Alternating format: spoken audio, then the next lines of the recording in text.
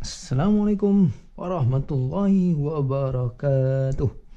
Hari ini tuan-tuan dan puan-puan, saya akan berkongsi elektronik asas untuk kereta RC. Secara yang kita sedia maklum, ada beberapa komponen asas. Yang ini komponen yang saya sediakan ni ialah untuk brushless punya sistem. Yang first ialah bateri. Okey, bateri yang saya ada ni ialah LiPo 2S, tengok 7.4 volt. 3S dia pergi 11 volt. Okey, 4S pergi 14 dan seterusnya. Okey, 20C ni ialah dia punya kadar arus dia, kan, yang berapa kapasiti yang dia boleh keluarkan dalam satu masa, dalam 1 second. Okey, dan ni ialah kapasiti baterinya 3200 mAh. Lagi besar kapasiti baterinya, lagi besarlah bateri dia. Jadi untuk anda perlu pastikan anda punya chassis boleh muat berapa mAh sebelum anda membuat pembelian. Yang ni kita panggil bateri hard case. Okey, sebab dia ada casing keras dan biasanya dia akan lagi besar lah daripada yang tiada case. Untuk mendapatkan untuk menjadikan kereta remote anda lebih laju, anda boleh cari sama ada voltage yang lebih besar dan juga discharge dia yang lebih besar. Maksudnya 20C ada yang sampai 100C, 150C. Lagi besar dia punya C ni, lagi power dia punya pickup lah, dia punya punch dia. Alright. Okay, seterusnya daripada bateri ni dia akan masuk direct ke speed controller. Okay, pengawal kelajuan. Okay, kita ada pelbagai jenis speed controller. Yang ini speed controller dan receiver asing. Okay, kalau tengok yang ni, yang ni okay, combine speed controller dan receiver. Maksudnya receiver dalam ni, speed controller pun dalam ni juga. Okay, kalau anda boleh faham konsep speed controller ni, senang anda nak upgrade daripada brush ke brushless, dan juga untuk repair kereta-kereta yang rosak macam ini. Okay, speed controller yang combine ni berasal daripada saya punya Red Cat Volcano skala 16. Okay, sebabkan speed controller ni pakai servo yang 5 wire. Okay, saya terpaksa, servonya rosak, jadi saya terpaksa keluarkan speed controller ni, ganti dengan speed controller yang lain. Okay, yang menggunakan servo 3 wire. Okay, nampak?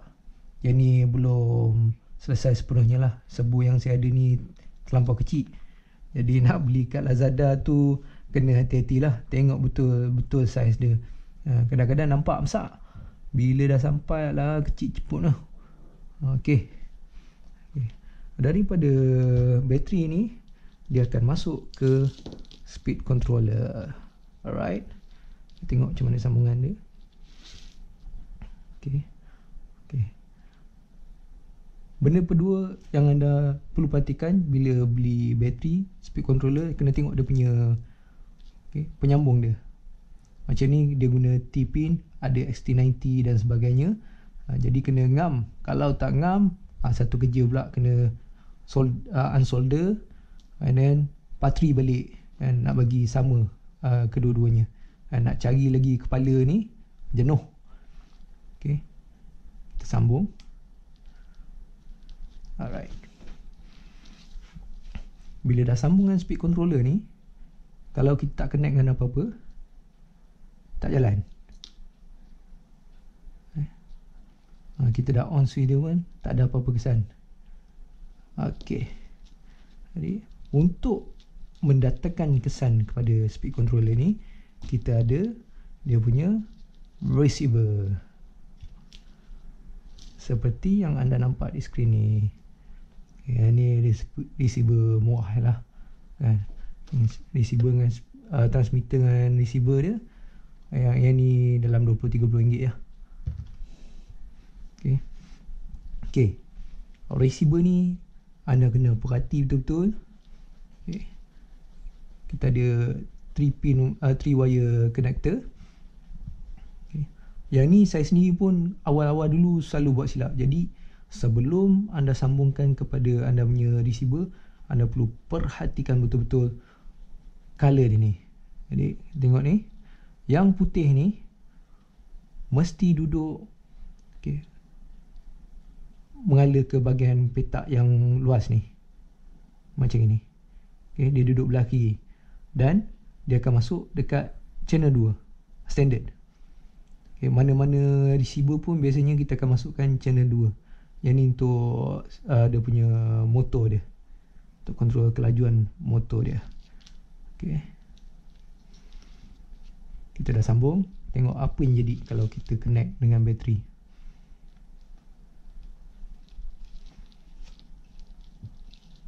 On. Nampak? Ada lampu daripada dia punya receiver. Maksudnya power masuk. Seterusnya, daripada receiver, daripada speed controller. Speed controller ni juga, kita fokus kat speed controller. Yang ini saya tak tahu berapa dia punya kekuatan dia, berapa ampere. Tapi kalau ikutkan masa beli tu dia tulis 120 lah. Tak tahu betul ke tak.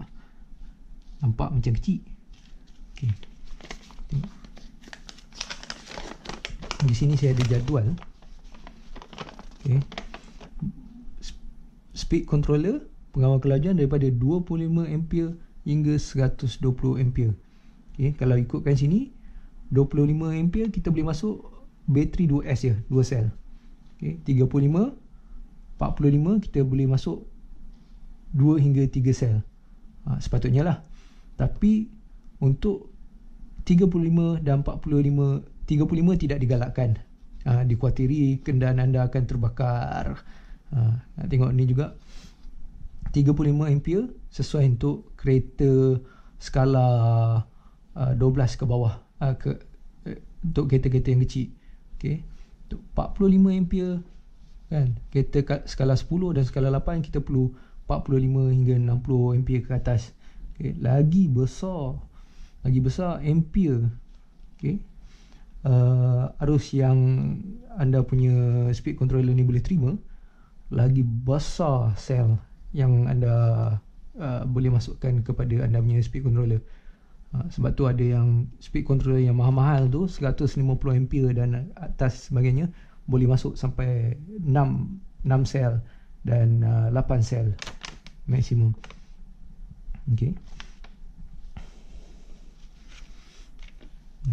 Selepas speed controller, daripada bateri ni power dia masuk ke speed controller. Dia akan masuk ke receiver. Power akan dihantar daripada speed controller ni kepada motor. Yang ni sambungannya senang je. Biasanya ada color. Kalau tak ada color, kita akan ikut. Wire yang paling kanan sekali akan connect dengan motor. Tak kira kat sini ataupun kat sini. Kat remote nanti bila dia jalan terbalik, kita boleh terbalikkan dia balik. Yang penting ni wire tengah ni. Yang tengah mesti bersama dengan konektor motor yang di tengah. Alright.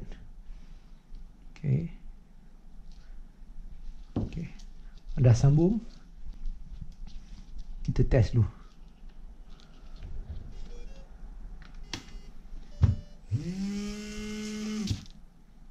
Nampak? Okey, jalan dah.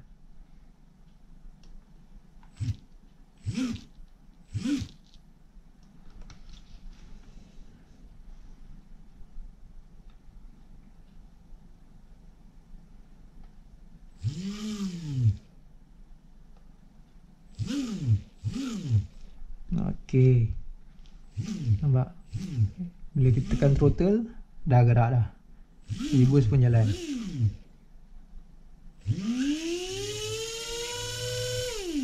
Okey. Dan speed controller ni okey, yang mengawal kelajuan dia ikut throttle kita. Kan, lagi dalam throttle kita tarik, lagi lajulah motor tu bergerak. Okey. Okey.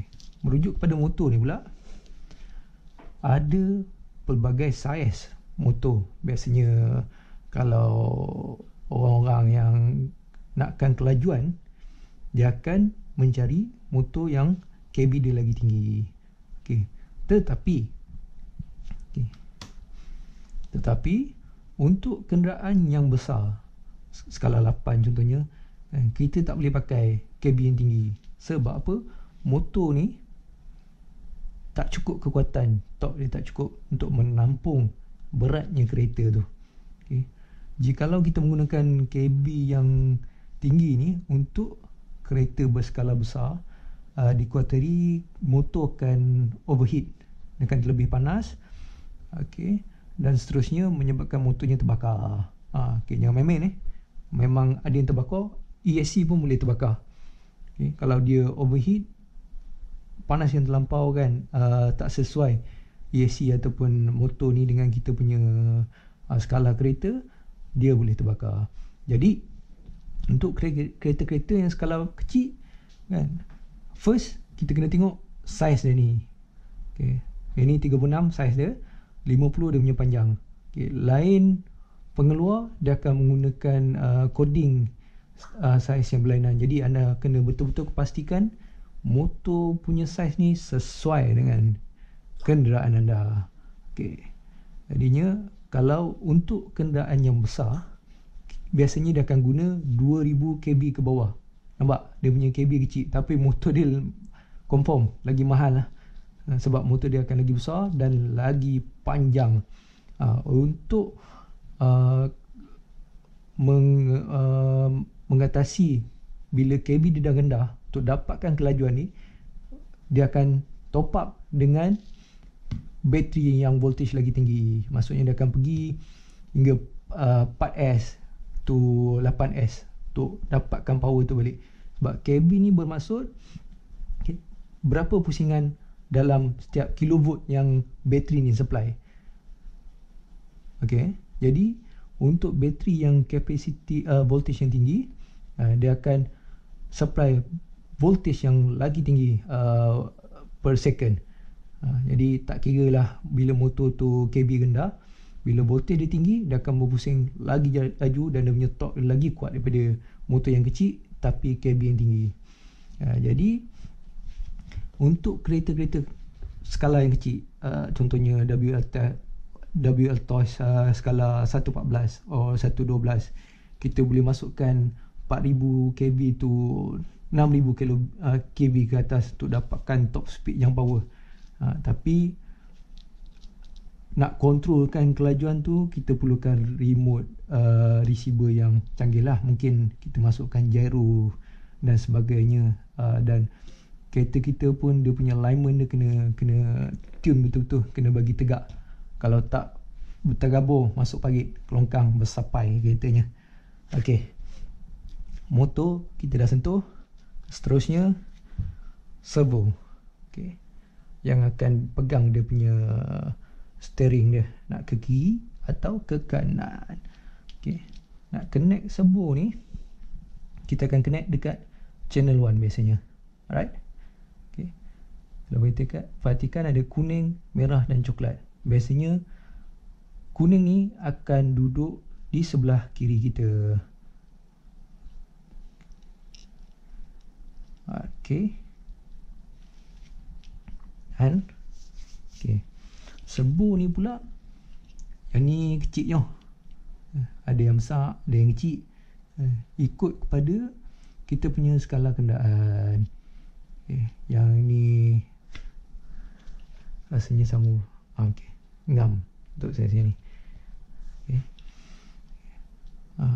Servo ni beza dia ada servo yang biasa brush, ada servo yang cordless. Cordless ni macam motor yang ni brushless lah. Okay, macam motor brushless, dia lagi laju dan respon timing dia lagi kuat. Maksudnya bila kita pusing steering ni ke kiri dan kanan tu, kalau pakai servo brushless dia lajulah. Biasanya untuk orang main touring ataupun kereta drift, ada memang perlukan kelajuan dan juga berapa torque yang servo ni boleh bawa. Biasanya kita tak akan baca torque tu, susah sikit. Kita akan tengok berapa kilogram. Okay, dan biasanya servo yang dalam 5 kilogram ke bawah tu harga dia murah je. Bawah RM30, 20, okay, belas pun ada lah.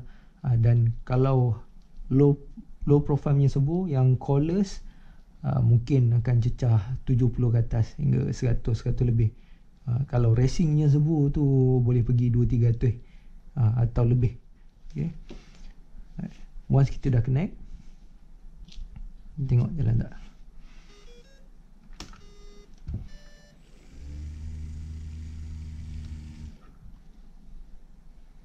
Nampak remote murah, dia punya throttle dia tak berapa center, belum apa-apa dah gerak dah. Nampak tak?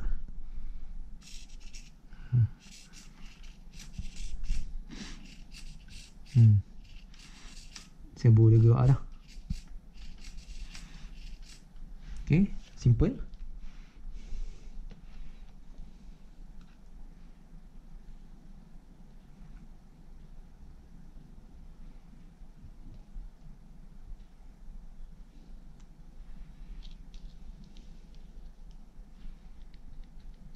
Saya tunjukkan contoh pada kereta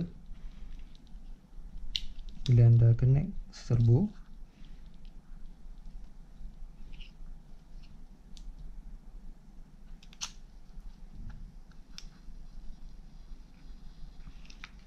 Biasanya memang akan ada bunyi lah sebab dia digital servo. Kalau tak ada bunyi tu mungkin servo dah mati dah. Okay.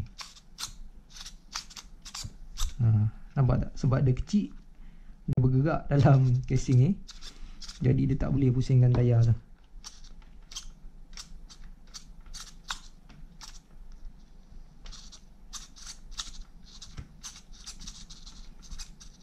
Okay.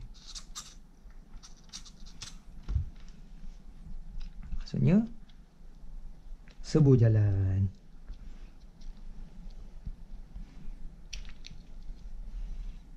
Okay. Yang ni adalah speed controller untuk brush punya motor. Okay, biasanya beza brush punya motor dengan brushless, yang brush cuma ada 2 wire saja. Okay, tanda putih dia akan terbalik kan untuk gerak ke depan dan ke belakang. Okay. Manakala brushless dia ada 3 sekali. Dan ada motor yang mempunyai sensor. Dia ada satu lagi port untuk kabel sensor untuk connect dengan ESC. Okay. ESC pun ada jenis sensor yang uncensored. Yang ni untuk biasanya sesuai untuk crawler lah, untuk low speed. Dia akan bagi lebih power dan akan membuatkan motor punya movement tu stabil bila low power. Jadi kalau macam jenis uncensored ni, biasanya kita akan guna untuk basher lah. Untuk kelajuan tinggi dia memang cun. Tapi untuk crawler, bila kita jalan slow tu, dia macam tersenggut-senggut dia. Alright. Tapi untuk kelajuan memang terbaik.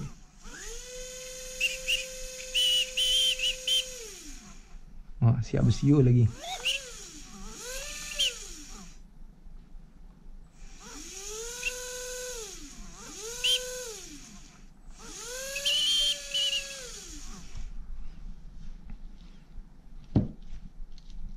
Okay. rasanya itu saja yang saya nak sentuh. Jadi kunci dia, okay, anda perlu tahu saiz motor yang untuk diletakkan dalam kereta anda. Sebelum beli, pastikan saiz tu betul-betul ngam baru boleh masuk. Okay. Dan berapa bateri yang boleh muat dengan chassis kereta, tapi tu boleh modify, jangan risau. Okay. Nak bateri besar pun boleh, tak apa kan, kita boleh sumbat yang masuk dalam dia punya chassis. Yang penting speed controller kita boleh bawa. Okay. Ada yang letak KB tinggi dekat kereta besar, tapi dia top up dengan letak motor supaya motor dan controller ni sejuk, right? Bila sejuk, dia tak terbakar lah, kurang lah kemungkinan motor dan AC ni rosak cepat. Memang satu hari memang biasa motor brush dia akan lagi cepat rosak, brushless lambat sikit lah sebab dia tak ada brush yang pegang pola motor tu. Yang ni just guna magnet je untuk pusingkan motor. Okay. Sekian saja perkongsian kali ni. Kalau ada apa-apa pertanyaan, boleh. Saya pun kira nubis ya, baru je belajar, tapi insyaAllah kalau anda dapat faham semua konsep ni, bateri, speed controller, motor dan receiver serta servo, okay, 1, 2, 3, 4, 5 item ni dapat faham, dan juga transmitter, senang. Anda boleh modify apa je jenis kereta. Nak laju boleh, nak slow boleh untuk crawler. Okay. Semua anda boleh buat. Alright. Sekian saja perkongsian kali ini. Diharap dapat memberi manfaat untuk saya dan juga sahabat-sahabat di luar sana. Okay. Ya.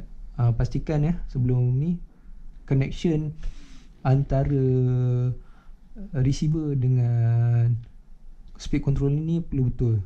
Sebab saya dulu overconfident juga, pasang terbalik, dia punya receiver panas, lalas terbakar, rasap. Nangis deh. Kalau beli receiver yang mahal lah tu terbakar, aduh. Nak beli kalau sekali yang ada gyro tu RM40, RM60. Okay. Jadi tak apa. Pasti sebelum connect, pastikan ni putih ni duduk ujung sini, duduk belah kiri kita. Okay. Kalau bahagian connectors ni semua ada dekat kanan. Okay. Yang ni kena pastikan betul-betul sebelum kita connect. Okay. Barulah kita on receiver tersebut. Okay. Sekian. Wabillahi taufiq wal hidayah. Jangan buat hal, jangan buat jenayah. Assalamualaikum warahmatullahi wabarakatuh.